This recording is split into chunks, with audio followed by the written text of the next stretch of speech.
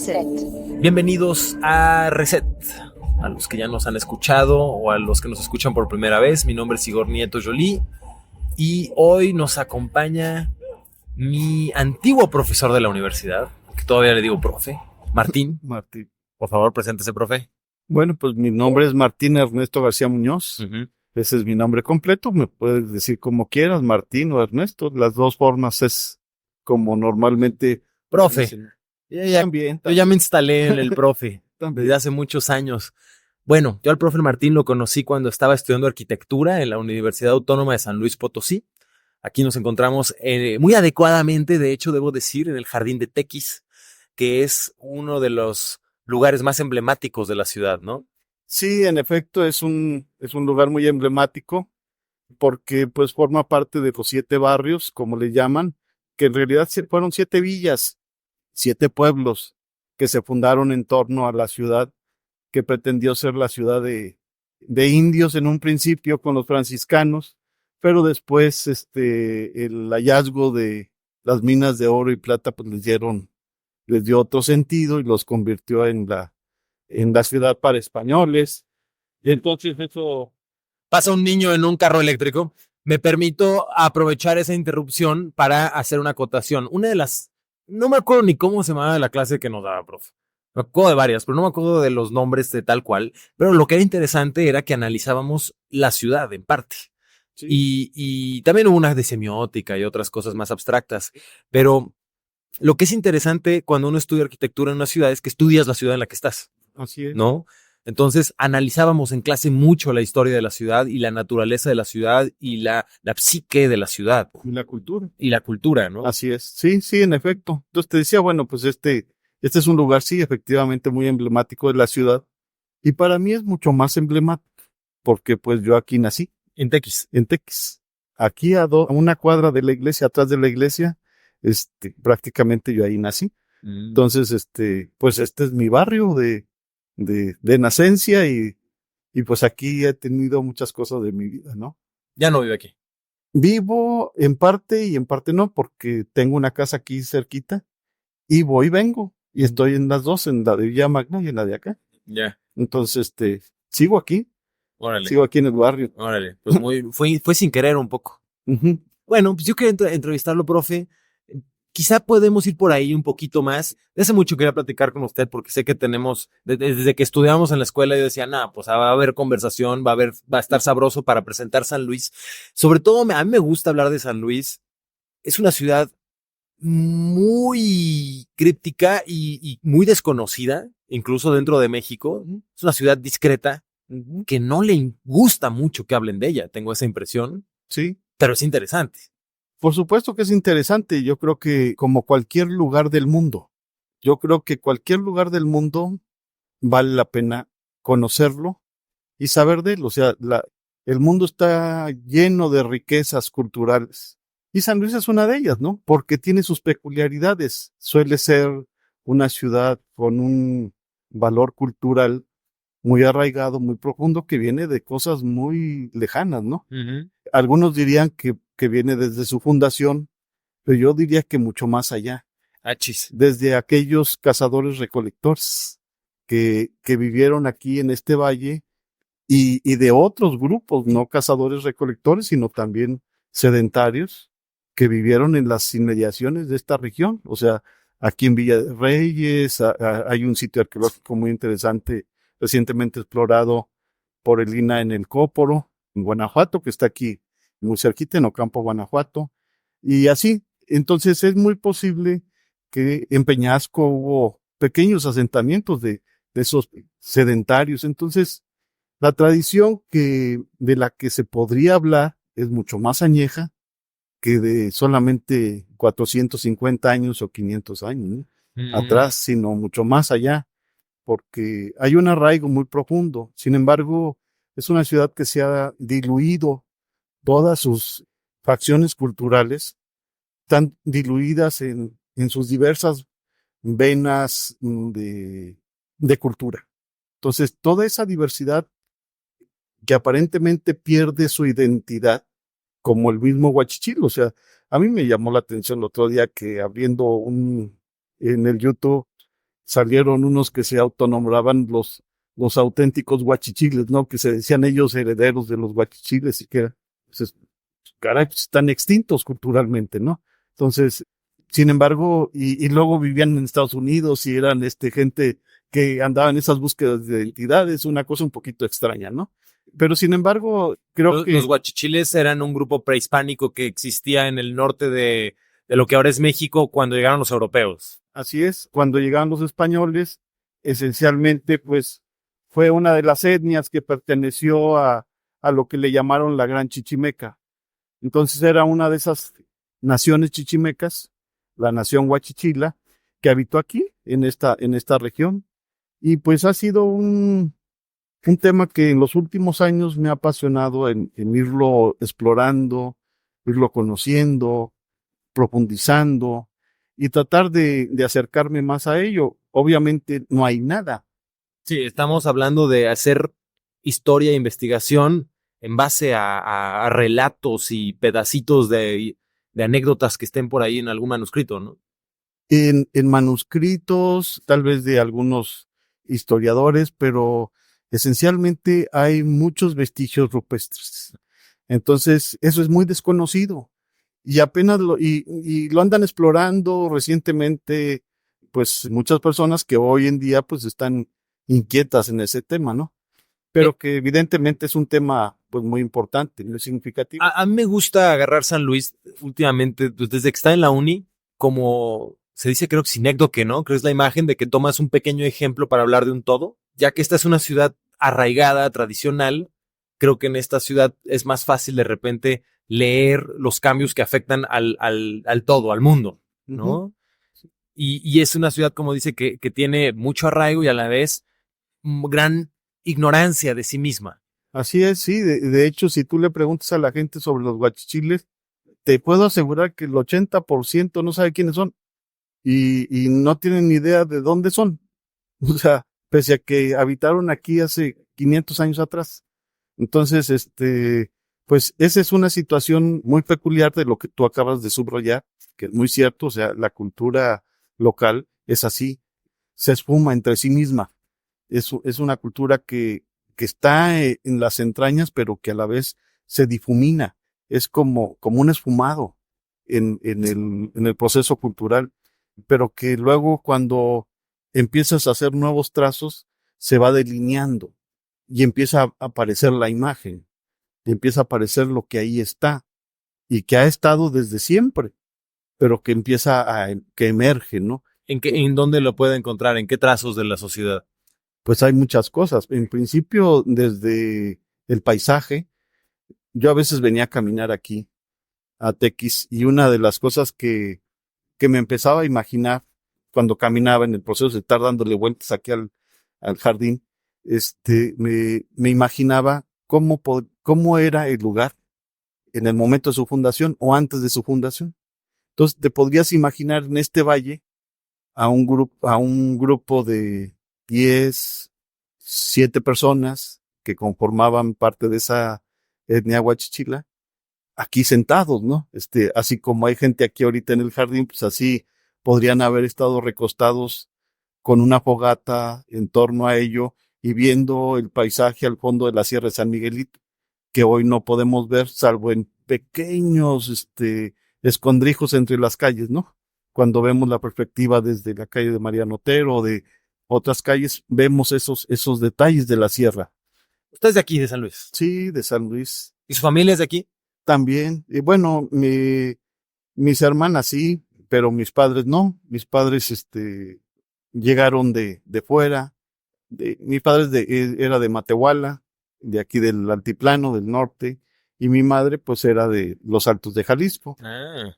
Pero, pues, llegaron aquí mi madre vivió aquí en la calle de Terrazas. Ahí llegaron en los 40 y pues se establecieron ahí. Y mi padre llegó aquí a trabajar y vivía en una casa de huéspedes que estaba ahí en la esquina de Terraza, donde son hoy los Ríos Banda. Este, Esa era una casa de huéspedes, ahí se conocieron y aquí empezaron y pues aquí se dio la vida, entonces por eso. Y por ejemplo, yo comparando con la familia de mi padre, que también es un caso similar, gente del altiplano con gente de Jalisco, pero no había, aunque crecieron en San Luis, como el núcleo de lo que era San Luis era tan cerrado, quizá no se sintieron tan integrados. En su caso, por ejemplo, ¿se sintió integrado a San Luis o no? No, nunca me he sentido integrado. Mucha gente que me conoce cuando me trata, en muchas ocasiones me pregunta que si yo soy de fuera, de la ciudad, si yo soy de otro lugar. No, yo soy de aquí de toda la vida, ¿no? En realidad nunca me he ido de aquí y sin embargo la gente me ve como si no fuera de aquí. Crece aquí en San Luis, pero crece en un barrio, se muda a la industria de la aviación. Uh-huh. ¿A qué edad? A los 6 años. Ok, y la industria de la aviación era nuevecita. Nuevecita. Y la industria de la aviación, para los que no conozcan aquí la ciudad, supongo que serán la mayoría de los que nos escuchan, es un barrio de interés social que tiene un centro, es de un corte muy modernista, muy modernista, no, muy moderno, de arquitectura moderna. Tiene en el centro una iglesia hecha por un arquitecto muy famoso. El Pelón de la Mora. Ajá, que ahora está en una zona más bien olvidada de la ciudad, pero que supongo que en su momento fue como una especie de faro, ¿no? De crecimiento urbano, de nuevo modelo de crecimiento urbano. Una ciudad satélite. Una ciudad satélite, esa es la palabra. Porque en el entorno de donde terminaba la colonia, pues ya había campo. Entonces terminaba el fraccionamiento y era un mundo rural en el entorno. Yo mi infancia me la pasaba jugando en las milpas que estaban cerquita de mi casa. Uh-huh. Estaban a 2 cuadras. Esas milpas. La gente sentía que cuando uno se viviera allá se iba lejísimos. Así es, o sea, la gente decía, no, pues ustedes ya viven en otro lugar, ya, de hecho yo estudié en el Manuel Ciotón, que está aquí cerquita de Tequis, y cuando me llevaba el camión por la de Muñoz, pues era un mundo rural, o sea, era una carretera en ese entonces, el camino era carretera prácticamente, y yo veía un paisaje rural, o sea, había huertas, había arboledas, había cultivos. Era ya, por ejemplo, era una nueva forma de vivir. Sí. ¿Qué era nuevo de esa forma de vivir en esa colonia, en esa época? Pues bueno, yo no lo vi así como niño, pero ahorita que me lo preguntas, definitivamente sí, porque pues fue otro mundo. Acá, en el barrio de Tequis, en la ciudad, era una zona histórica, antigua, con arraigos. Allá era una ciudad nueva, de familias nuevas, de todo nuevo. Ok, estamos en el barrio de Tequis, y el barrio de Tequis, como dijimos, es uno de los antiguos 7 barrios originales de la ciudad, que no hemos contextualizado eso. La ciudad se funda en 1591, 92. Y se fundan estos 7 barrios que en realidad, ¿cómo les dijo? Son villas. Villas de indios, ¿no? En realidad fueron villas. Y algunas se construyeron para, pues, tratar de arraigar a los grupos huachichiles, que eran seminómadas. Indígenas locales. No estaban acostumbrados a la vida sedentaria y trajeron tlaxcaltecas. Por eso, una de esas 7 villas, pues, se llama Tlaxcala. ¿Qué es una villa exactamente? Un pueblo. Una fundación de cuando dice villa pueblo. Es en diferencia de la ciudad, que sí era ciudad. Sí, sí. Un villorrio en la antigua, en las culturas medievales, un villorrio era un conjunto de casas, un asentamiento pequeño. ¿Un burgo? Un burgo. ¿Es lo mismo? O un villorrio, okay. Pues, sí. El burgo viene más del francés y la villa es más castellana. Entonces es eso, o sea, una villa es una pequeña aldea. En las afueras de una ciudad. En las afueras de una ciudad o de un centro urbano más importante. Okay. Y estas villas que se fundaron alrededor del centro, que eventualmente se convirtieron en los barrios, e incluso ahora podríamos argumentar que son parte del centro. Son parte del centro. Estas villas tienen una forma de vivir más tradicional, en el sentido en que tienen un centro, sí, una iglesia, una plaza. Así es. ¿Qué más? ¿Un mercado? Pues sí, tenían muchas cosas, mercados, tenían pues la autoridad religiosa, la autoridad civil en algunos casos. Estas villas tenían sus propios panteones. Ajá. En algunos de ellas, si no es que en todas, más bien en todas, tenían sus propios panteones. Entonces Sí, era, Y la otra cosa que tenían era gente que vivía aquí por generaciones, sí, y eso no era replicable en esta nueva colonia, la industria de la aviación. Pero lo demás sí era replicable, ¿no? Sí había una iglesia, sí había un centro, sí, sí se intentó replicar eso, ¿no? se replica eso, que no se replica en ningún centro urbano, este, moderno, Posterior. de los años 60 en adelante. O sea, fue uno de los pocos, porque ni siquiera la que se construyó a la par fue la colonia El Paseo, y el Paseo no tiene ese mismo arraigo.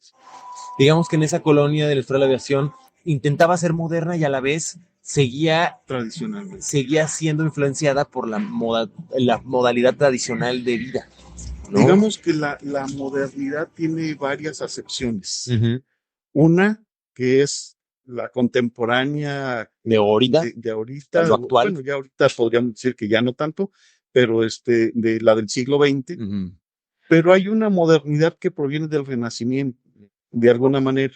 Y cuando se fundan las ciudades en América, principalmente en México, se derivan de una traza endamero. O ¿Qué es sea, eso? un trazado de la ciudad, o sea, una retícula, hacer calles, pues una red de cuadros o de rectángulos, que así se le conoce como una estructura endamero, como un tablero de ajedrez. Y eso era moderno en su época. En su momento fue un caso muy excepcional porque a final de cuentas eso es propio de América, pero de América Latina. O sea, si uno cruza el río Bravo, no encuentras el centro. No hay, porque los Y anglosajones tienen calles principales, no sí, centros. y tienen su downtown, Uh-huh. que es otra cosa, Y en y, Europa tampoco hay eso. y en Europa no eran unas ciudades medievales y después se fueron creando barrios o otras áreas de crecimiento, pero no con ese concepto. Aquí nace en México, a raíz de la Ciudad de México, a raíz de las otras ciudades que se van construyendo y que después se retoma con las ordenanzas de Felipe II. En O sea, toda América en Latina. toda América Latina. Entonces, nació en México y por eso en México tenemos mucho esta idea de que el centro. Entonces, viajamos por cualquier parte de la República Mexicana y, y preguntamos a cualquier persona en esa comunidad, ¿dónde está el centro? Y nos dice, aquí adelantito, a unas cuadras está la plaza. Y todo el mundo entiende de qué Todo el estamos mundo hablando. entiende de qué estamos hablando. Si cruzamos el río Bravo y decimos dónde está el centro, pues nadie nos sabe decir de qué estamos hablando. Uh-huh. A lo mejor dicen, el mall. No, el mall no, o sea, el centro, la plaza, el poder, la iglesia, no, porque eso no existe, no existe allá, es un fenómeno latinoamericano y principalmente mexicano. Y volvemos a eso, es una acepción de la modernidad que sigue estando muy influenciada por el pasado medieval, porque ese poder religioso en el centro cada vez se ha ido diluyendo más, o sea, ya no hay estas figuras de autoridad como las había. Y el caso de la industria de la aviación fue una forma de juntar esas dos modernidades, la modernidad del siglo XVI, que llega en el siglo XVI, y la modernidad del siglo XX, y se conjunta y hace una comunidad, una locación muy peculiar de la ciudad. ¿Y hasta qué edad vivió ahí? Pues casi toda mi vida de juventud, hasta los 30 años, 20 años, 25 años. Usted es arquitecto, estudió arquitectura. Aquí Sí. en San Luis. Aquí en San Luis. ¿Ya existía la facultad de arquitectura o era todavía ingeniería o cómo estaba eso? Cuando yo entré en el 80 y ya existía la escuela de arquitectura, ya se había transformado de escuela de arquitectura a unidad del hábitat. Había dejado el esquema de la carrera de arquitectura que nació en el 72. En el 72 surge una carrera de arquitectura apéndice de la escuela de ingeniería y a partir de ahí se crea la carrera de arquitectura ya como una escuela que va a ser cuando se traslada a la zona universitaria. Sale del centro a una nueva zona universitaria. En el 76. Que fue donde yo estudié. Sí, así es. Ahí se construye el primer edificio, el que le llamábamos el edificio 1, y ese se convierte en el edificio emblemático de la facultad. Totalmente de corte moderno, en arquitectura moderna. Sí, escuelas CAP, sí. Qué distinto haber estudiado arquitectura en un edificio del siglo XVII a en un edificio del siglo XX, ¿no? Sí, por supuesto, sí, es muy diferente y radicalmente un concepto nuevo. ¿Por qué? Porque en México, desde San Luis Potosí hasta finales del siglo XIX, las casas tenían patio central o un patio lateral y cualquier edificio antiguo tiene un patio central. Y en los edificios modernos o en los nuevos edificios carecen de ese espacio al exterior.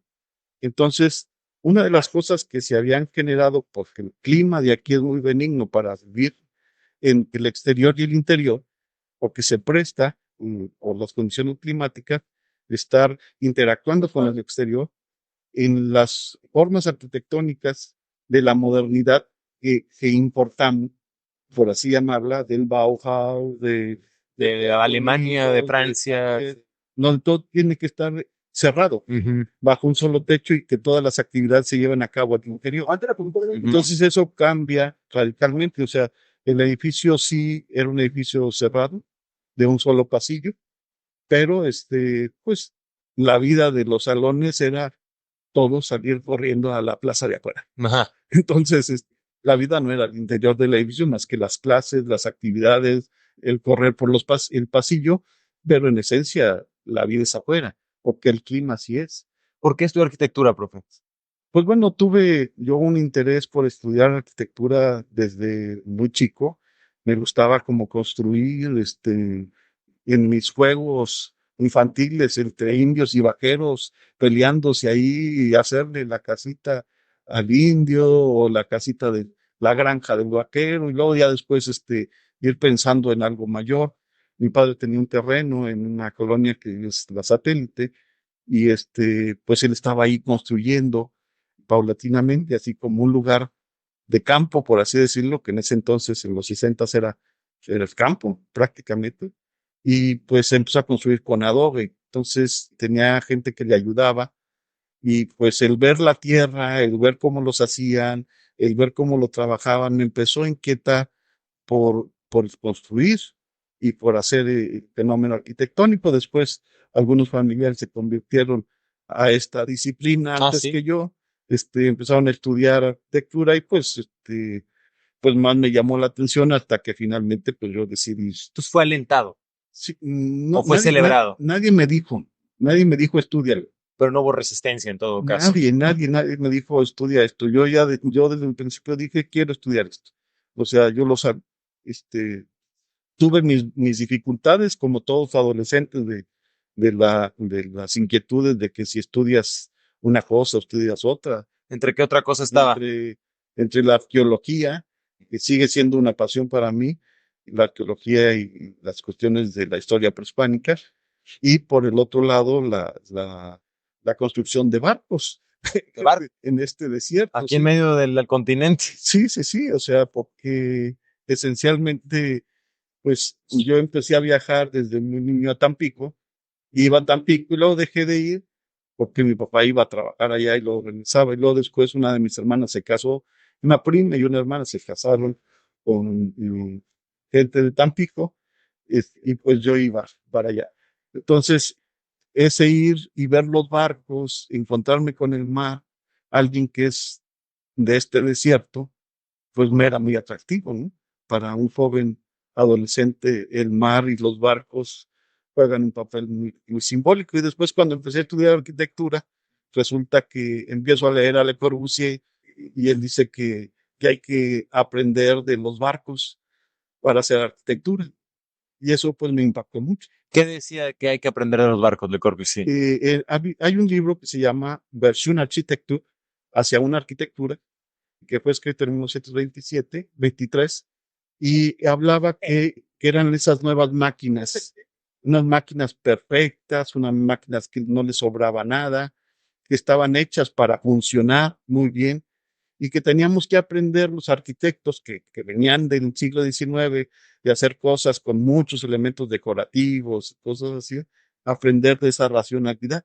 De curar. Hay que decir que en los 20 era la época de los grandes transatlánticos Así también, es. ¿no? El Titanic, por ejemplo, ¿no? Y cosas así. El Normandía y todos esos. El Elizabeth y bueno, un sinfín de grandes barcos que eran ciudades flotantes. Entonces, aprender de los barcos, de sus materiales, el acero principalmente, pues fue un factor muy interesante para él.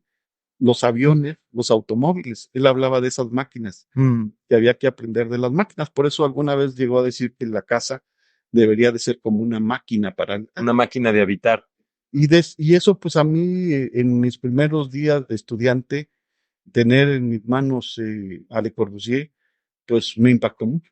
Supongo, no supongo, sé, porque me tocó vivir un poco de esa época, que antes de estas épocas digitales, en las que puede uno difundir la información tan fácil como este podcast, que quién sabe dónde nos estén escuchando y quién nos está escuchando, pero el acceso a la información era una cosa más difícil y entonces acceder a esos libros y esos textos se sentía como algo muy especial, ¿no?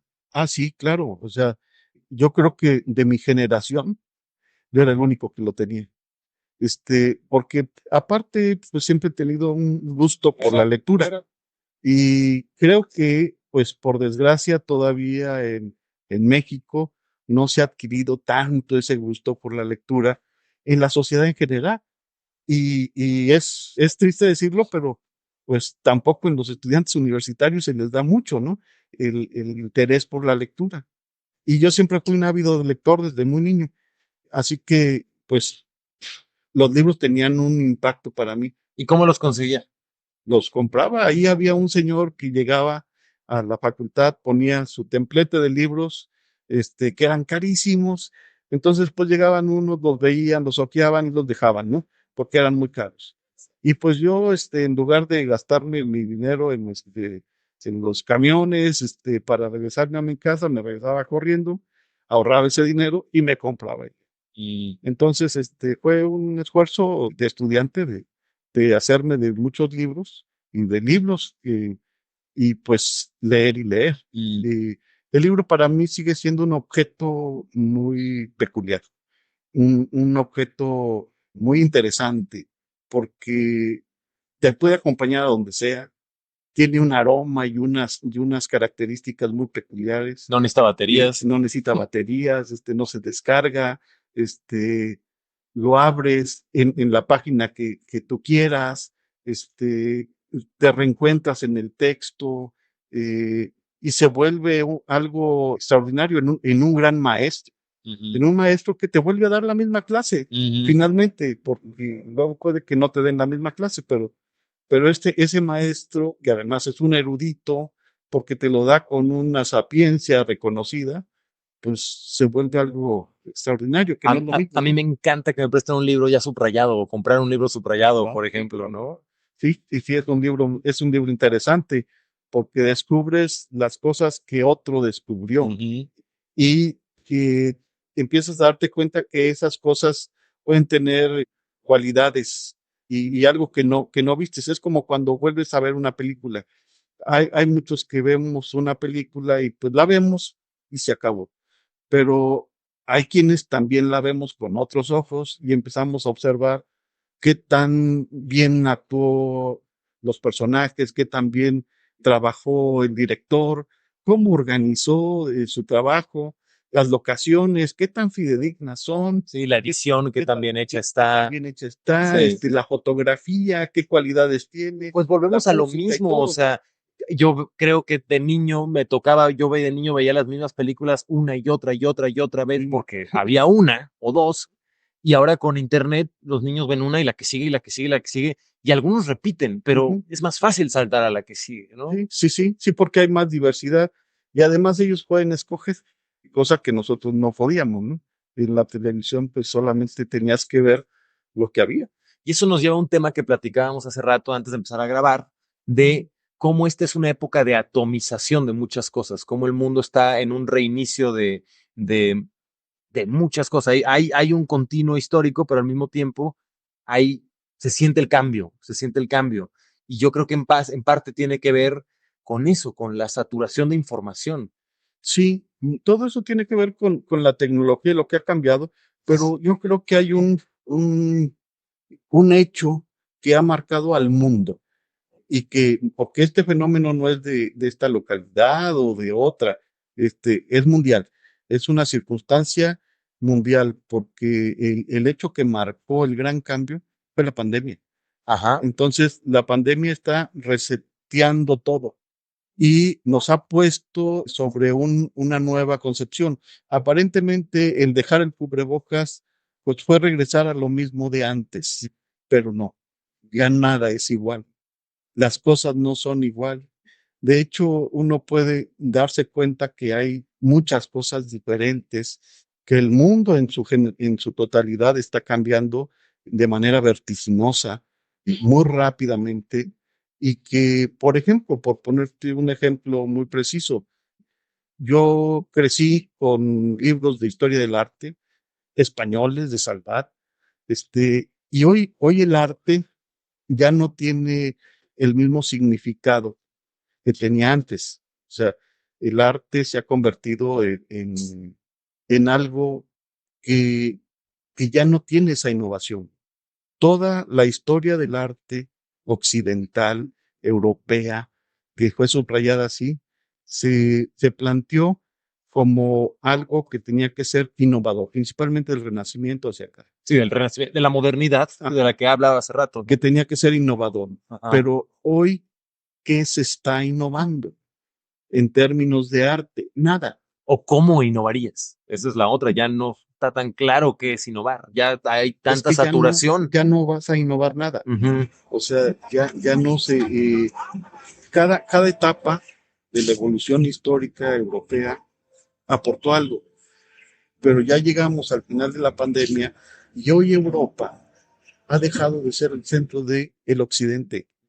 Hoy el mundo tiene otras condicionantes. Hoy tenemos otros epicentros y nos empieza a importar un comino el arte europeo. Es más, nos empieza a importar un comino el arte en sí como tal. Lo vemos lleno de superficialidades, de banalidades, de intereses económicos, y un sinfín de cosas. Y pues resulta que hoy por hoy, pues la gente y la sociedad en su conjunto, a pesar de los que le dan énfasis a esas partes intelectuales para que así lo vean, hoy lo que realmente tiene una esencia fuerte es hacer un arte sano. O sea, Artesanías. volver a la a la obra de arte hecha a mano.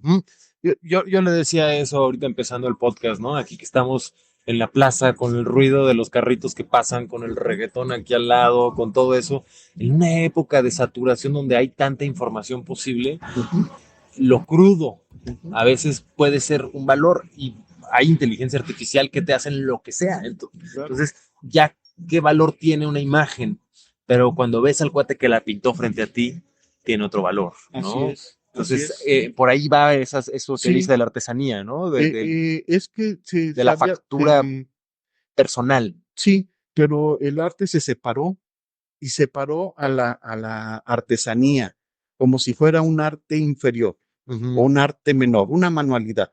No lo es. En realidad, la artesanía conserva la esencia pura de lo que fue el arte en otras circunstancias y ya no le importa el arte occidental. Puede que tenga su raíz hasta más profunda en en esta visión del arte prehispánico, por ejemplo, ¿no? Que no es la visión occidental, que es una visión diferente. Es el yolot, que es el corazón, y la flor y canto. Estos conceptos prehispánicos, que es la forma como ellos asumían el concepto cultura-arte. Era un solo concepto. Era un solo concepto. Como en inglés, entertainment y arte es lo mismo de cierta manera. Sí, para ellos eran 4 conceptos: rostro y corazón, flor y canto. Entonces, ese hablar de rostro y corazón como lo que emerge de la esencia del ser humano, como la parte espiritual profunda del ser humano, ese rostro y corazón, y esa flor y canto, o sea, lo que produce son flores cantadas, la belleza de la naturaleza, en donde la esencia está en la naturaleza, en los pueblos de Mesoamérica lo veían así, o sea, la belleza y la esencia de lo estético está en la naturaleza, en las flores que se vuelven cantos. El canto es una forma como un pájaro trina y es un canto, ¿no? Entonces, eso es un concepto muy holístico de lo que podríamos hoy llamar un arte sano. O sea, el arte ha dejado de ser sano desde hace mucho tiempo, desde que Marcel Duchamp empezó a hablar de hacer La fuente. un objeto del urinario, convertirlo en darle el concepto de obra de arte porque él lo decidió. Y efectivamente, o sea, tiene esa cualidad, ese aporte, pero se perdió la esencia de, de lo que es producir algo para el regocijo humano. Sí, se perdió la relación entre el valor de las cosas y su proceso de creación. ¿Sí? Y su esencia del regocijo humano, porque no todos intelectualizamos las cosas, sino que hay mucha gente que ve algo sencillo y le parece hermoso. Y ahí que fue hecho con unas manos rudas, toscas, no perfecto, y sin embargo produjo algo que yo considero es una obra de arte sana. O sea, Artesano. y entonces hablar del arte sano es hoy por hoy un nuevo concepto que tenemos que reflexionar con mucha profundidad de lo que sería el arte, por ejemplo, ¿no? Porque el arte en sí ha dejado de ser sano. A ver, vamos a llevar esto a la arquitectura, Ujú. ¿no? Para empezar, no sé si estoy de acuerdo yo con la idea de que la arquitectura es un arte, pero Ujú. vamos a partir de que sí, ¿no? Quizá lo fue en un punto. O sea, creo que quizá lo precisamente se ha desvinculado tanto la arquitectura de su lado sano, de su Ujú. lado artesanal, Humano. humano, que ahora yo lo veo más a veces como un negocio Ujú. o como una ciencia o como otra cosa, ¿no? En muchos tiempos siempre fue un negocio o cosas así, ¿no? Pero en esencia, pues esta idea de un artesano, y es lo que te decía respecto a la historia del arte, en términos generales. En el campo de la arquitectura, pasa un fenómeno muy particular. Se acabó el Star System, Del Star Architect, así o es, sea, el arquitecto estrella. el arquitecto estrella, ya se Duró acabó. muy poco. Desde el Renacimiento, ¿Tanto? ¿sí? Ok. O sea, el Renacimiento creó al artista y porque le dio nombre al artista que antes no lo tenía y creó este modelo de que había que innovar, innovar y crear algo nuevo que impactara. El Star System, este sistema de arte, de crear algo nuevo, pues fue una situación pues muy peculiar, ¿no? Porque crea este sistema de que el que está haciendo algo innovador, pues es lo máximo. Y sin embargo, hoy por hoy, tú abres el Pinterest y pues no hay nada nuevo bajo el sol, ya todo está creado. Entonces, ¿qué es lo nuevo que puede crear cualquier arquitecto que quiera formar parte de ese Star System? Pues nada. Entonces, esa situación se está reseteando. Porque aunque hay todavía muchos por ahí que quieren jugarle al Star System, pues ya no hay quien les haga mucho caso. Hasta los 90, hasta el 2000, digamos antes de la pandemia, todavía había quienes querían crear algo así, ¿no? Y se veían en su ego de una idea de pertenecer a esas luminarias. Hoy por hoy, pues prácticamente eso es inexistente. O sea, sigue habiendo esa gente de esa jerarquía, pero ya no tienen el impacto. Sea, yo lo diría así, porque uno se pasea por los barrios nuevos. Yo le decía que fui a ver los barrios nuevos aquí de San Luis, ¿no? Y ves tantos edificios, todos tratando de ser diferentes, que al final hay tantos intentando hacerlo Se vuelve igual. que se vuelven uno más. Así es, así es. Entonces, ya no hay esa aportación. Y en cambio, el que hacía las cosas iguales al otro, porque era la tradición, pues era una forma sana de su propia cultura. Mm. Entonces, digamos, son los dos polos extremos de la misma moneda. del mismo péndulo, pero uno nos lleva a estas cosas que se hacen con esa frialdad, con esa pérdida de identidad, con esa banalidad, con ese ego, a diferencia de lo que se hacía en otro tiempo, la casa contigua que era igual a la otra y así sucesivamente, y por eso los contextos de los pueblos eran muy homogéneos, pues generaba esa continuidad, pero una continuidad de una linealidad cultural, o sea, la gente te identificaba. Hoy se identifican con estos otros conceptos de banalidad, de superficialidad, de cosas que pueden ser desechables. El mundo es desechable y que la espiritualidad ha quedado lejos de eso, ¿no? En cambio, en esa antigüedad, la continuidad implicaba humildad, implicaba sencillez, implicaba integración, vinculación y un concepto de espiritualidad que compartían los pueblos, porque ahí pues se salía y se hacían procesiones y se hacía esto y se hacía lo otro en relación a sus criterios de espiritualidad que hoy por hoy pues ya no se dan, ¿no? Entonces esto es, digamos, esas dos versiones de la moneda, esas dos circunstancias en las que se ve implícito el fenómeno, pero a la inversa del otro.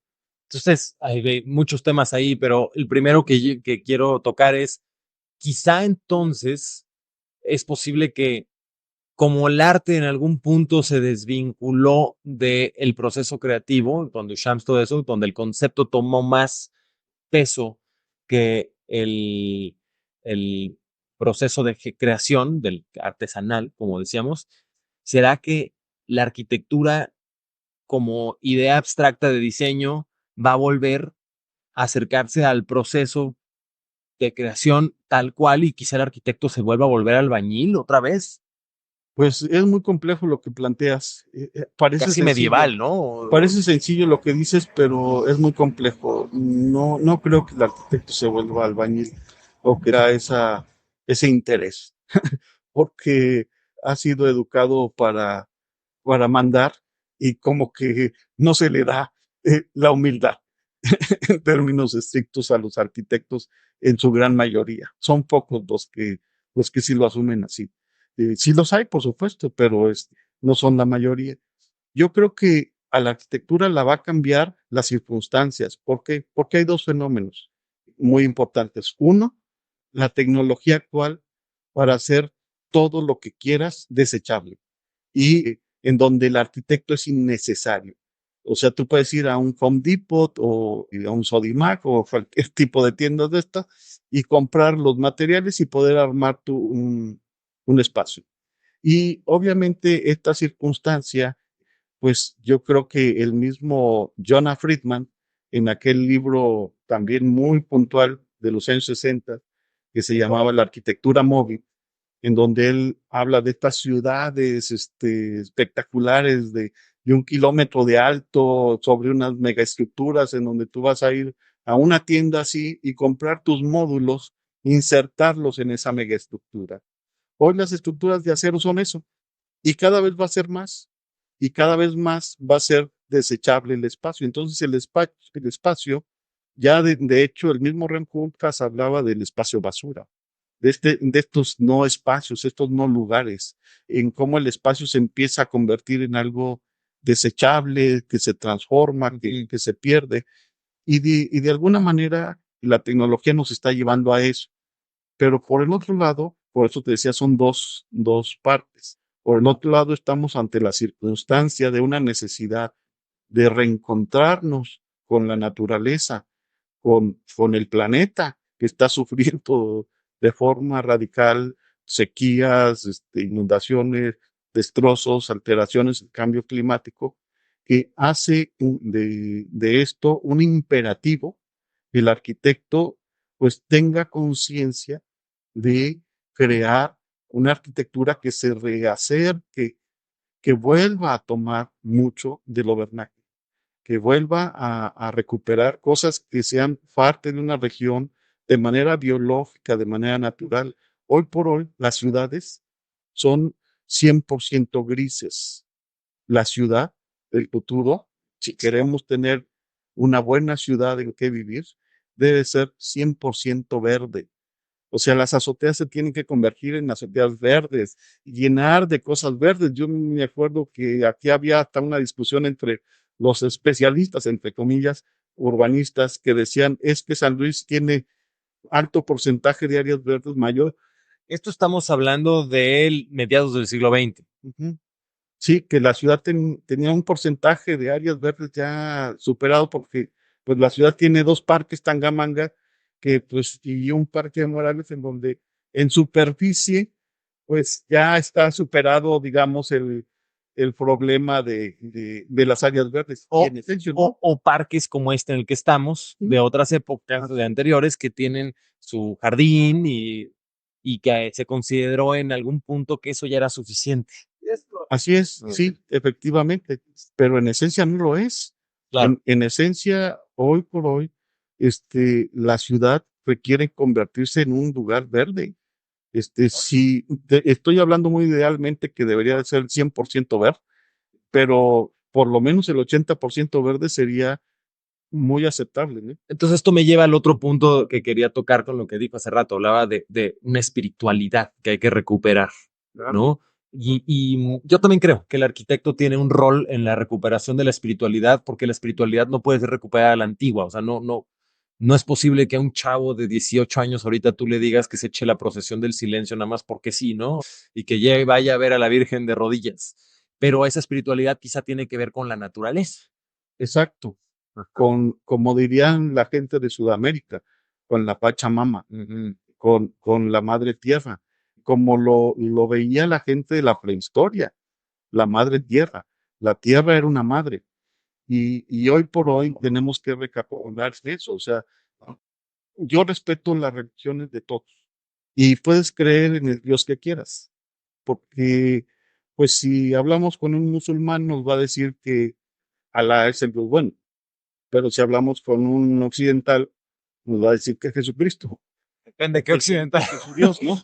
O la ciencia. O que el Padre de Jesucristo es el Dios bueno. Ajá.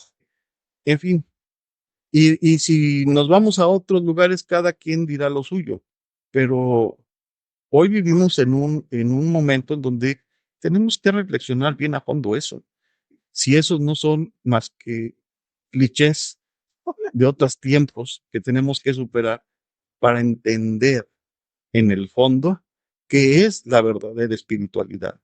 Y la verdadera espiritualidad no es creer en Jesucristo, no es creer en Alá o en Mahoma o en Buda o en quien quieras, ¿no?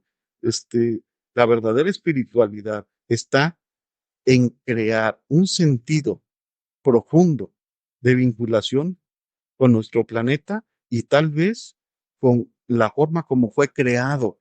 Y si tú a eso le quieres llamar Dios o dioses o lo que quieras, sí, puede ser o puede no ser, pero la espiritualidad está en entender lo que realmente nos sostiene en este universo, que es nuestro planeta. Claro, y eso requiere una observación más atenta, menos superficial, Sí, menos frenética, menos desechable del mundo, así, de los bienes, de la materia, ¿no? sí, alguien puede decir es que si construyo en adobe me va a salir muy caro. Es más fácil hacerlo en duro y en tabla roca, con vigas de acero, una estructura de acero. Eso es más rápido y me sale, sí, efectivamente, pero eso es desechable. Y el muro de adobe ahí va a quedar 500 años.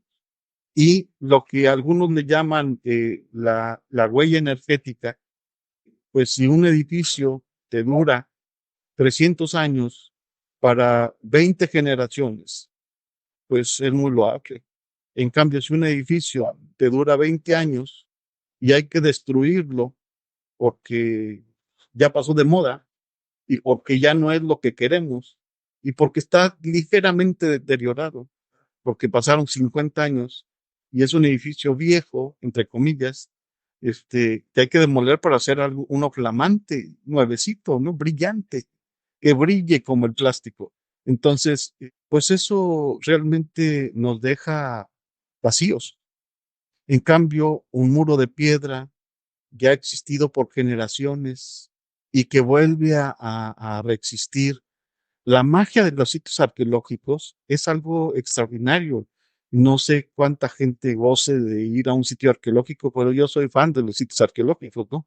Porque ahí encuentras una espiritualidad muy profunda que duró arquite- arquitectónicamente, que duró siglos, por generaciones la usaron.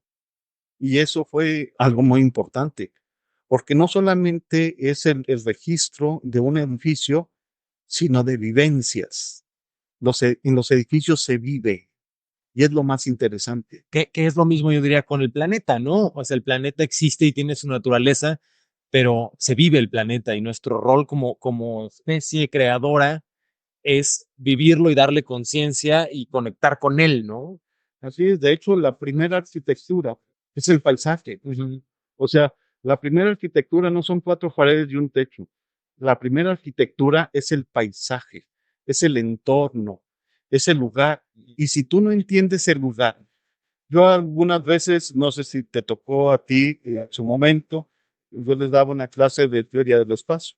Y ahí les explicaba que primero era el lugar. Antes de otra cosa, el lugar era primero. Entonces uno tenía que reconocer el lugar. Eso nunca me lo entendía nadie. Parecía que hablaba en el desierto, porque nadie me entendía cuando yo les hablaba de que antes de pensar en hacer, tienes que ver qué hay y reconocer el lugar. Ese lugar ya tiene cosas, ese lugar ya tiene elementos, ese lugar ya tiene cualidades, ya tiene un entorno paisajístico, ya tiene una montaña, ya tiene un mar, ya tiene una laguna, ya tiene unos árboles, ya tiene un clima, ya tiene una orientación. Que se nota ahora en la actualidad, estas colonias infinitas nuevas de las periferias, puedes ver que fueron diseñadas en una computadora, en una oficina, no en el espacio. O sea, alguien lo No en diseñó el en otro lugar. lugar sin haberse jamás ido a parar ahí. Porque fueron creadas con la idea de negocio, no con la idea de vivir. O sea, es de vender un objeto para que se meta la gente. Entonces eso carece de toda esencia humana, eh, porque finalmente la gente se va a adaptar. Sí. O sea, tú te metes a un automóvil y te adaptas, tú te metes a un barco y te adaptas, tú te metes al metro y te adaptas. O sea, pero igual te metes a una casa de interés social y te adaptas. Desgraciadamente. Esa es la circunstancia. O sea, el ser humano tiene una capacidad de adaptabilidad enorme. Como se adaptaba un hombre de la prehistoria a meterse en un recoveco de la naturaleza y lo hacía su casa, lo hacía un lugar, pero no solamente lo hacía un lugar para habitar, sino también lo hacía su lugar sagrado, porque la casa, y hablando de Le Corbusier decía que la casa debería ser como una máquina para habitar.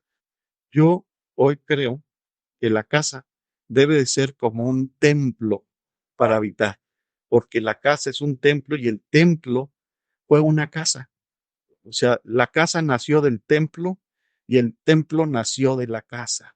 Entonces, es un binomio muy profundo que muy poco se entiende, que de ahí proviene la esencia del construir. Y si uno no construye con pasión, si uno no construye con esa espiritualidad, pues está bien. Puedes dedicarte a construir como negocio para vivir, porque también tienes que vivir de algo, ¿no? Pero no estás haciendo un lugar realmente para habitar, ni un lugar con, con su esencia espiritual, sino estás haciendo un lugar para desechar. Y entonces, hoy por hoy tenemos muchos espacios desechables y el problema es que eso se ve reflejado también en que nos asumimos a veces como seres humanos desechables.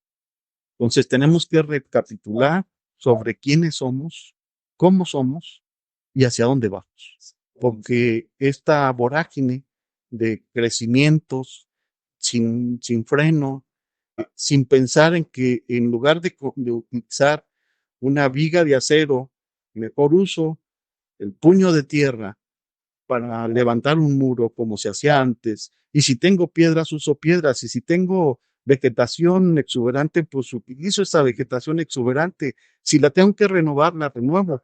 Una cualidad que tienen los japoneses es que sus palacios antiguos, pues no tienen nada de antiguos. Nos rehacen. Los rehacen año con año, Sí. año con año.